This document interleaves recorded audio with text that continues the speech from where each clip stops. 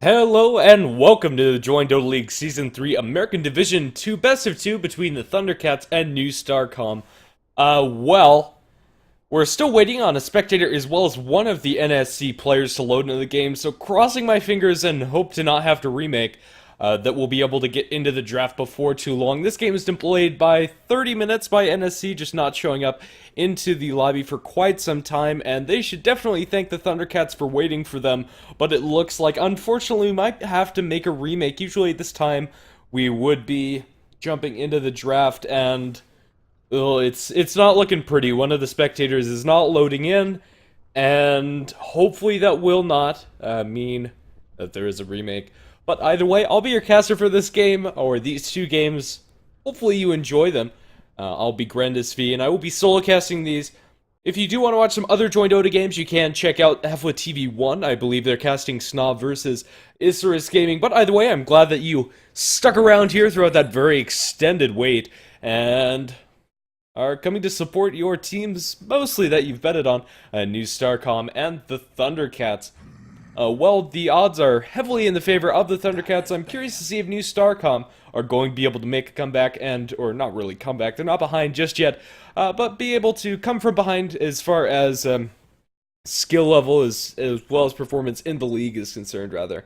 Definitely the underdogs coming into the match, and, well, we've had some problems with them showing up late before. Hopefully that will be remedied later on in the league. So maybe for your next New Starcom game, you just show up 30 minutes late, and you'll find that the game has just started.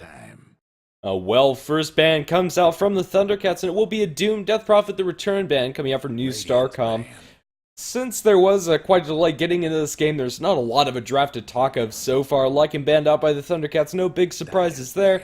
Honestly, I usually like to see the team that does not have first pick banning out that Lycanthrope, because still a Radiant Lycan is very scary to deal with and changes the way you have to approach the game, forcing you to make sure that you shut down that Lycan, and also try to keep the fights away from your base, because if you lose a fight near your base, you're going to be losing towers, and even if you just lose a fight anywhere on the map, Lycanthrope's still very scary.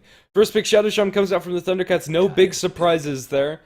Sticking with the meta, just a solid all-around support that we've seen time and time again, offers a lot of single-target lockdown with the Shackles and Hex, and, well, New Starcom gonna waste no time with their first two picks of Viper and Silencer.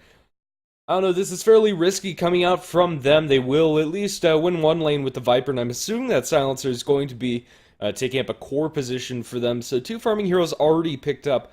That said, if that is a support Silencer, we'll have to see how it's going to fare, and the Thundercats go ahead and pick up the Faceless Void, even though Silencer is already on the court. I think this is definitely warranted. Faceless Void, as well as Shadow Shaman, just a great combo, both heroes very highly prized in the current meta. The Thundercats ban out the Shadow Shaman themselves, and I'm not a huge fan of this move coming out from them.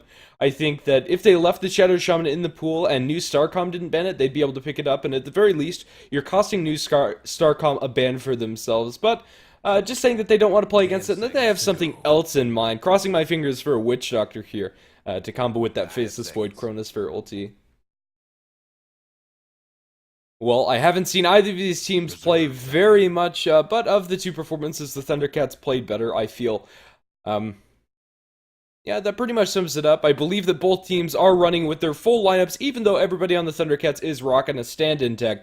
I believe that is their official Join Dota League roster, and I'll go ahead and check that right now. Unfortunately, I do not have a co-caster, as you have probably already guessed. But either way, let me go ahead and look at that while they're still thinking of their last couple of bans. Well, so this is TC versus NSC. And the Thundercats lineup is... We're going to have Salen, DK, Chrysalid, Guanzo, as well as Reality. So neither team's running with any stand-ins. These are their official rosters. And the score is 0-0, mostly due to the fact that we have been waiting forever in order to sit into this game. Yeah, New Starcom giving us a little bit of delay in that department. New Starcom, go ahead and ban out the Earthshaker. This ban is a decent one, but doesn't combo the best with the Faceless Void. I might have preferred the Sand King rather than the Earthshaker, especially on the Radiant side. I think that the Sand King can get a very fast Blink Dagger, and yeah, fills kind of the same role that the Earthshaker does, your Blink support initiator with a really solid AoE stun, or yeah, AoE stun, as well as the team fight presence that comes from the damage of their ultimate. And at least with Sand King, you can prep the epicenter, then jump into the middle of the Faceless Void Chronosphere and get your pulses out that way. But with the Earthshake, you really can't Echo Slam inside Chronospheres. That's something you have to cast once you get into the fray. Well, yeah, so I think that's why I would prefer the Sand King. Either way, still Earthshaker, a good defensive support. Fissures can be very annoying to deal with, especially if the Earthshaker is in an experienced player's hands. Both teams taking quite a bit of time. I don't know, going to reserve time pretty much for every ban at this stage of the game. We do have a Mirana ban coming out from the Thundercats. Mirana doesn't synergize especially well with any of the first two heroes picked up by New Starcom, but still a hero that a lot of teams are very comfortable playing with, and just something that they don't want to have to deal with. Arrows are quite annoying, especially if you're not paying attention, or if they have really good setup coming up from the supports, which is still yet to be seen coming out from New Starcom. Reserve time. Yeah, Faceless Void is usually not very susceptible being arrowed inside the Chronosphere, but if he missteps a little bit and an arrow is thrown inside to the Chrono, could be in a little bit of trouble. And if he does catch an ally, it's pretty much like shooting a fish in the barrel for the Mirana. They ban out the Jakiro, another support that can dump a lot of damage into that Chronosphere with the Macro Power Ultimate, and then New Starcom go ahead and pick up the Ancient Apparition. Now these two picks are going to be very fast, one after another. Ancient Apparition, with the Silencer, they're going to have two ranged heroes already that are going to be able to use that Chilling Touch fairly well, and Silencer with those Glaives of Wisdom is also going to be able to put out some harass of his own. So a decent amount of damage coming out in these early game skirmishes, and so far we do have three ranged heroes coming out for New Starcom, so if that is support Silencer as well as support AA, we are going to have our tri-lane finished. Although, I assume that Viper is going to be heading towards the mid, and we'll have the Silencers farming hero. Wraith King, presumably as a support coming out from the Thundercats. I'm not the hugest fan of this support pickup from them, but at least in lane, it will combo well with the Shadow Shaman, giving them a ranged stun, in order for the Shadow Shaman to get in range for those shackles and lock down the hero even more. But New Starcom pick up a Phantom Assassin. I'm not a huge fan of this pickup here up against the Faceless Void, especially. Chronosphere is going to be very hard for this Phantom Assassin to deal with.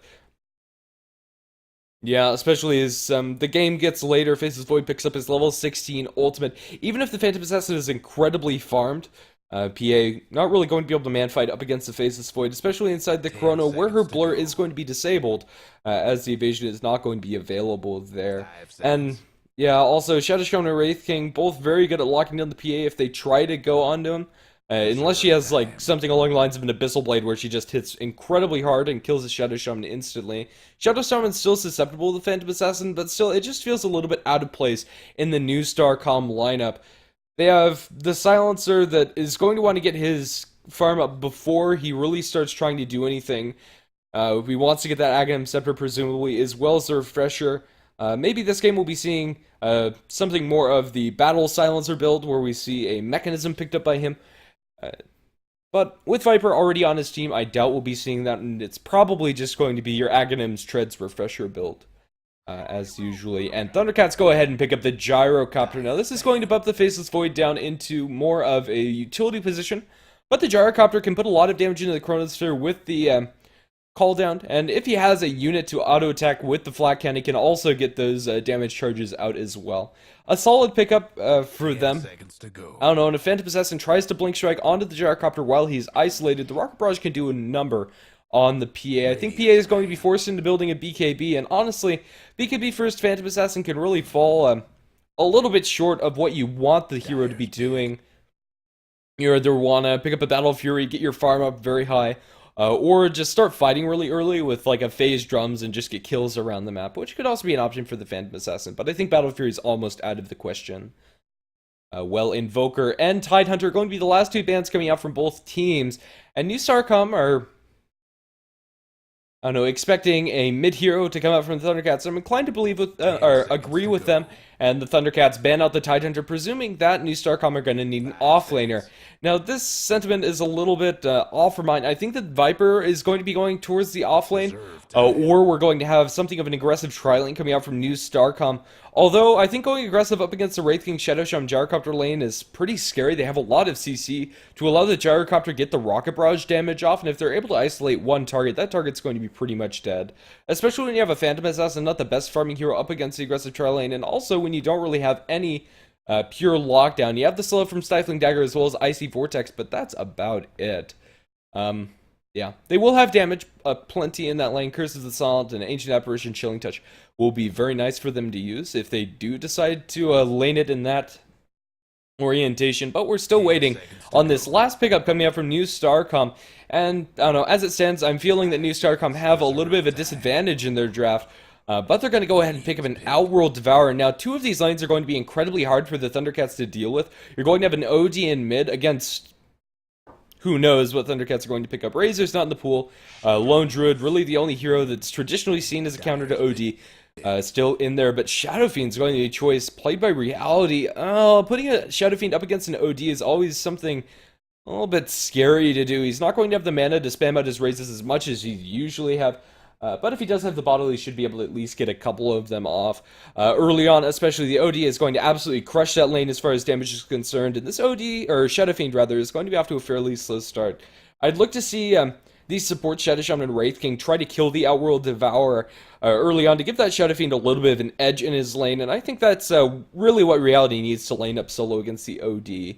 Silencer and Ancient Apparition really can't gank the Shadow Fiend very effectively. They still might be able to get a kill if he's out of position, but as long as Shadow Fiend's playing defensively, I think he'll be just fine. A lot of auras coming out from the Thundercats with Wraith King's lifesteal, as well as Shadow Fiend's minus armor, which will give them a decent amount of damage and survivability on the Gyrocopter. That said, I guess we'll just have to see how this game is going to pan out, as I'm going to go ahead and introduce our teams.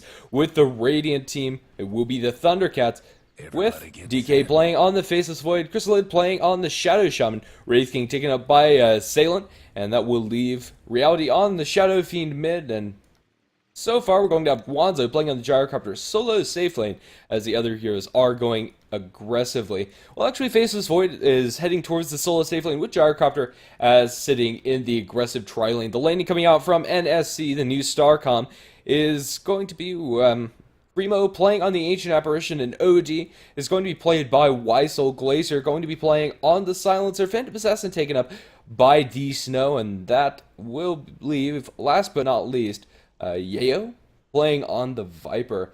Well, a pretty large group of coming out from NSC. If they're able to catch anybody out warding, this could be a fairly easy first blood for them, especially with Chilling Touch on the AA. Probably one of the, if not the best, level 1 spells in those early skirmishes. Wraith King will drop a ward. I'm not sure it was spotted out by them. I'd presume it was. Yeah, we'll have to see if that's going to be dewarded anytime soon. We have a sentry, and it will be dewarded instantly. So a little bit of denied vision coming out from the Radiant team, which is unfortunate for them. That was spotted out by the Dire's Observer, placed onto the hill. And, well, if the Radiant supports were paying attention, maybe they would realize that that was warded as well. But there's still plenty of spots that would have seen that ward spot, so not the highest probability D-ward. And they won't go for it. I don't think they have sentries, as they opted for boots first on their Shadow Shaman. Chrysalid has also managed to find himself an invisibility rune, so he might be looking at a fairly early kill. Possibly not expecting the boots on Chrysalid or the invisibility rune. Well, they'll definitely be expecting the invisibility rune. It's just up to whether or not they checked his inventory beforehand. And we're going to have a pause to start things off in this very long-awaited game coming out from these two teams. I don't know. We're just kind of gonna chill for a little bit longer. Not a whole lot to talk about. This aggressive tri-lane coming out from the Thundercats definitely can work. It looks like Viper is going to be the one farming, although he is holding on to a ward that was purchased by the Ancient Apparition, so that's not going to be his own. Silencer is just packing a lot of regen, and a very awkward lane, it feels. I don't know, Silencer Viper can be very annoying as far as the harass damage coming out is concerned, but if they step up towards the creep wave and get Wraithfire blasted, follow up Shackles with the Rocket Barrage going on them, they're pretty much dead. Even if Viper had maxed out Corrosive Skin, I don't think he's going to be able to save himself from that combo. Definitely be a lot closer, but still, at these lower levels, he's going to be easy food for those three heroes. Shadow Fiend and OD, well, actually, Shadow Fiend's made himself a very good start, starting out with that Wraith Band, and now his base damage is going to be comparable to that of the OD, so you get 53 currently. Whereas the OD has 59, not throwing any Astrals the way of the Shadow Fiend. I think that's a little bit of a mistake. I think as soon as Reality shows his face, you should just Astral him, get that extra damage, and dominate the early lane. But 1-1 is the score for Reality, and it looks like he's going to be having a decent time up against this OD. It's always an interesting matchup. I don't know. I think OD should, by and large, win that one. But for now, bottom lane is going to be Ancient Apparition, Phantom Assassin. Now, this lane is a bit weak, but against a solo face this way, they should be just fine, and might even be able to zone him out and possibly get a kill, as long as they, I don't know, I think it'll take level 6 on the Phantom Assassin before they're able to really secure that one. They need a couple lucky crits that aren't backtracked by DK in order to secure that one. I don't know, showing touch damage might be enough. They only have 2 heroes, however, and only one of them is ranged. Yeah, not really feeling this dual lane setup coming out from NSC, and I don't know, it could potentially work. I think having the Viper towards the off lane in most cases would have been better, but in this laning situation coming out from the Thundercats with the aggressive tri-lane, Phantom Assassin and the safe just wouldn't cut it. I mean, you might just want to throw the Viper to the dogs and have him soak experience.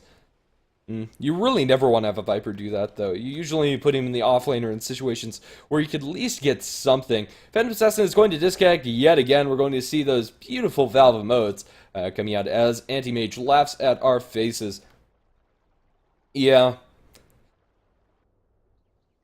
Oh, let's see. Any interesting cosmetics coming out in these heroes? It looks like that's what it's going to come to. OD is rocking some, but they're okay. OD cosmetics are always a bit interesting, as there's really not a lot you can do with that base model. I mean, if they did something ridiculous like put a top hat on him, that would be amazing. But either way, they'd never be able to get away with that. And sticking with the color scheme, sticking with the style is pretty much going to stick you with OD, no matter how many frills he has on his wings. And, well, Phantom Assassin does have a decent looking set. Actually, can't see what it is. I believe this is just straight up the Lotus set, coming out the Gleaming Seal on. I quite like the scythe and the extra animations they did for that. Pretty cool. Yeah. I have seen that emote many a times today, especially in the lobby, as we waited 30 minutes for this game, only to be met by pauses coming out from NSC.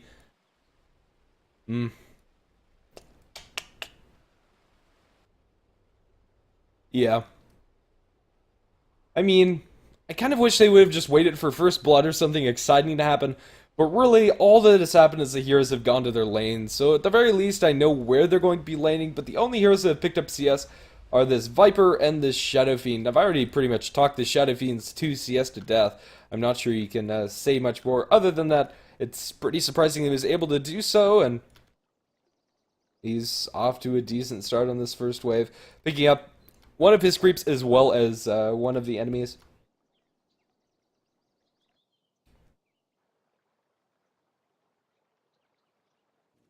Yeah. Well, if you do like the casting that does go on here, you can follow us at our social networking sites, usually at HeflaTV, at least on Twitter and Facebook, that is where you can find us. Also, just following us on Twitch would be a great way to show your support, and if you do love our beautiful emotes, the 322 emote, RIP, and what have you, you can also subscribe. That's also another good way to help support us casters that are doing this mostly in our free time. Yeah, although we do get paid a little bit here and there, it's not really enough to support an entire job. Well, I have no idea when this Phantom Assassin is going to get back into the game. Yeah, no real reason being dropped out. Lag it was. Usually lag either subsides or something. I don't know, this disconnect, reconnect, disconnect coming out from D Snow is a little bit peculiar. And hopefully we don't have another scenario where we have a very early GG coming out. I think it might have been NSC actually that called the 2.5 minute GG earlier on this tournament. Just not having the greatest time.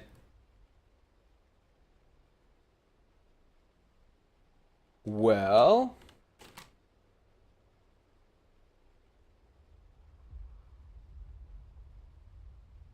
I'm almost tempted to just straight up run ads, but as soon as I'm reading Twitch chat and contemplating that, I don't know, Phantom Assassin shows his beautiful face, D-Snow back into the game, and hopefully, no more pauses during this game, but still waiting on the G's to come out from both teams while we wait casually. At least we know that the Phantom Assassin has made connection with the servers and is now back into Dota 2. And the mighty word go coming out from NSC. No, Salem, no. Sec coming out from the Wraith King. well, we're just gonna have to hang tight for a little bit longer. Thanks for sticking with us. This game better be good. I want some huge back and forth action, many a throw, many huge team fights, lots of ultimates being thrown out. Let's get there. If this is a one-sided stop, I'm gonna be so upset. Yeah, take this to 70 minutes. Okay, ready. We're ready to go. Alright, let's see if this Shadow Shaman is going to be able to get his Invis rune to come to fruition and maybe get a kill on this Silencer. Or Viper, depending on who they isolate. And NSC are obliged. Go comes out from both sides, and we are good to go. It's a little bit hard to get back into a game after a pause like that, but still, this game never really got off the ground anyway, so Chrysalid just going to walk behind the Silencer as well as the Viper. Where's his backup, however? They're coming aggressively. They shackle Glacier to start things off with the Rocket Barrage. This should be plenty of damage. The Silencer just melts. They don't have another stun to throw the way of the Viper, and a little bit of harass gets thrown out as he plops some poison onto the heads of the Tri-Lane. But in the end, Chrysalid was able to find good position. Not sure if that Wraithfire Blast was necessary, but Wraith King also has a Clarity, so they'll have enough mana to go for something along those lines again. This top lane, I don't think is going to have a good time from NSC. Usually when you see a Viper, you say, oh, that guy's going to dominate his lane. But with a support like Silencer that really doesn't offer much, as far as laning is concerned, and an aggressive potential, as well as up against a Tri-Lane that can definitely kill you. This Viper just not in a great position. Will they get the Shackles online? Oh, they're looking for it. The creeps are also going to spawn. The Rocket Barrage not doing full damage. Will they have enough? He right-clicks the creeps a couple more times, but yay, we'll be able to back off. Forced to use a salve, and unfortunately the Wraith King is now completely out of mana. Does the Shadow Shaman have clarity? But he actually walked all the way back towards the bottom. I think if they had Shackles or Ether Shock there, that would have been an easy kill on the Viper. A little bit of miscommunication, possibly thinking that they could go for that. Well, I mean, if the creeps didn't show up at that time, they would have been fine. I'll touch back onto this middle lane. Reality, CSing evenly with the ODE 7-3 compared to 8-1 now, as Ysel picks up an additional one. But Reality's still not looking shabby, and they should be able to just right-click to their heart's content and get some CS there.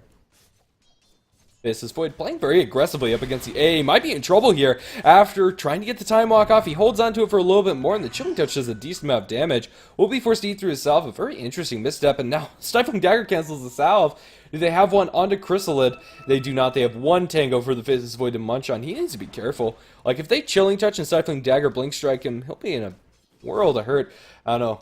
They'll need a Clarity on the Ancient Apparition, but he already has two, so D-Snow is going to have plenty of mana. Also has the Basilius online, the boots. Yeah, Faceless Void really can't show his lane. I think he's going to be forced back after this creep wave.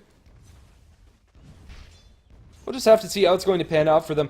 Dire's top tower's getting... Yeah, Gyrocopter gets another kill on the Silencer up on top. Didn't see that happen. Yeah, back to the base with you. This poor Silencer just not getting off the ground. Viper's been able to pick up experience at the very least. Will be nearing towards his level 3. Not quite on par with the mid-tiers, in fact, a whole level and a half behind. But, yeah. Could be doing worse, as Sailing tries to tango his way through these trees, just doesn't find a path available to get the stun off, and it's kind of just nestled his way into a little juking spot. He has the illusion runes available, but they are going to time out very quickly. Blazer, he's behind the creeps.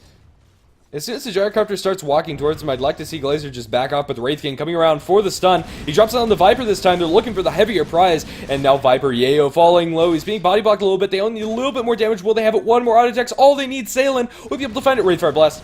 Style points for that kill, and now the Silencer. He walks forward into the Rocket Barrage, and with level 2 Rocket Barrage, that Gyrocopter just rips Silencer apart. Yeah, Glazer should not have been standing there. I think once they go so aggressively, just back off. An Ancient Apparition going to fall down in bottom as PA gets a return kill on the Someone's dropped out. excuse me, Shadow Shaman. I don't know, disconnect coming out from the Silencer, Rage Quit? I have no idea. They're not pausing it for him just yet, maybe lagging a little bit with his positioning last fight, and, well, let's buckle down for yet another pause. Yeah, Gyrocopter farming excellently in this top lane, comparable with the Phantom Assassin. One of the things that you usually see in tri-lane carries, aggressive tri-lane carries, I should say, is they end up not farming as well as their safe lane counterparts, but for now, he's tied in CS with the Phantom Assassin 17 and 17. Silencer gets back into this game, but it looks like persistent lag issues are going to be a problem, and we might have to make or remake the game. I'm not sure. Well, hopefully they negotiate this time instead of just calling straight up GG, but Yeah, this start is not looking great for NSC. I'm not sure if that's a valid excuse. Let me just go ahead and, out of curiosity, check the pings of the players. And yeah, the NSC players are just having a lot of very high pings, sitting above 200. Not sure if... Yeah.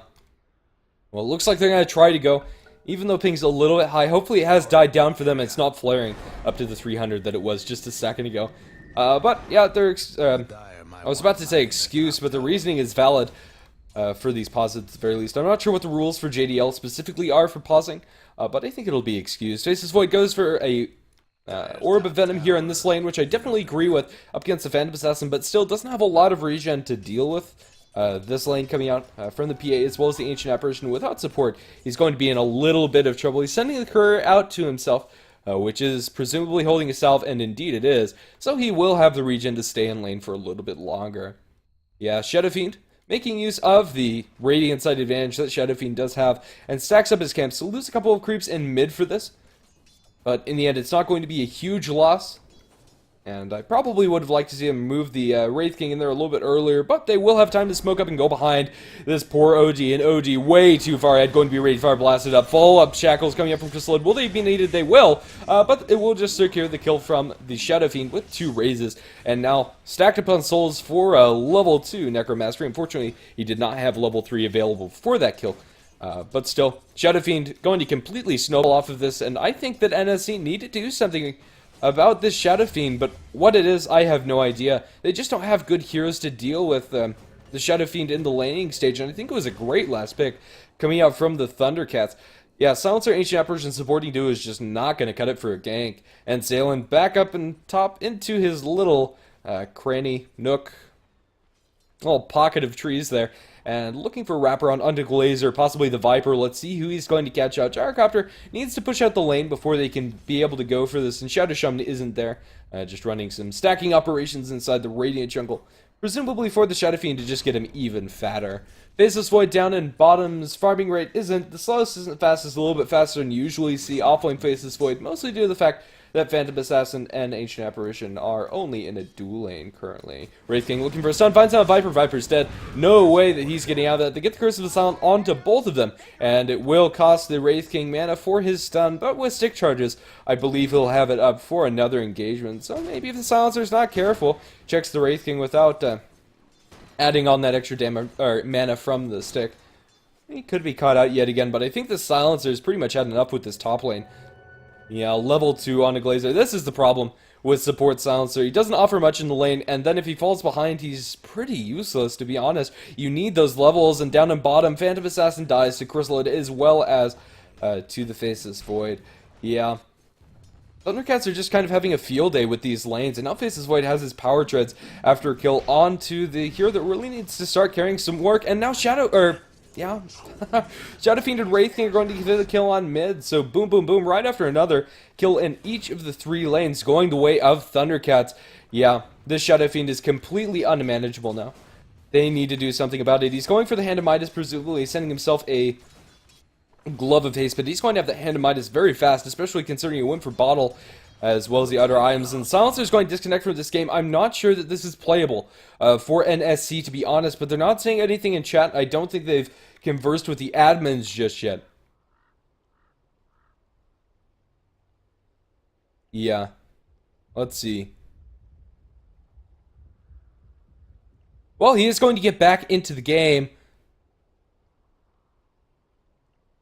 Aw.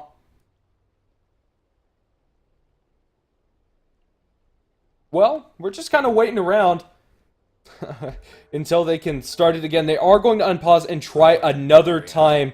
Hopefully, this is going to work out for NSC. Hopefully, the ping is going to be better for them. I'm not sure what server this is on. I presume this is a server that both of them agreed to play on. Yeah, but I have no idea. I believe that NSC are from South America, so the internet isn't the greatest from there. Could be affecting their performance a little bit. OD just isn't having a good time up against the Shadow Fiend at all. Shadow Fiend, he's flash farming those camps, and he's going to have his Midas finished completely after this one as well, and well on his way towards upgraded boots, and then we'll probably be seeing a BKB up against an Ancient Apparition as well as an OD. I think that's a solid item, as well as a Silencer. Even though they don't have any hard lockdown, if he doesn't have to deal with that nuking damage, he will be okay, and I mean, he might even just go something very aggressive, maybe get even a Desolator at this point in the game. The Silencer will fall very quickly, maybe rushes towards the MKB quickly after a BKB. In order to deal with the PA's evasion. I think that Shadow Fiend could go for a lot of things and still be very effective in this game. He's just going to have a lot of damage, whether that's Magical Burst or it's physical. Shadow Shaman looking for the wraparound. He's held Glacier in place, and Viper doesn't want any of that. Just walks straight off to the side as his buddy gets blown up by the call down. Guanzo picks up another kill. Mega kill streak for this Gyrocopter, and this is not where you want to be at this point in the game. Yeah, the net worth chart is pretty much confirming my suspicions about how this game is going in the money department. Too many kills going the way of this Gyro. They have a haste run on their OD. They start out with an Astral Imprisonment, but will they be able to focus him down? Nobody can slot TP. Do they have the damage? It doesn't look like they do, and Salen's out scot-free.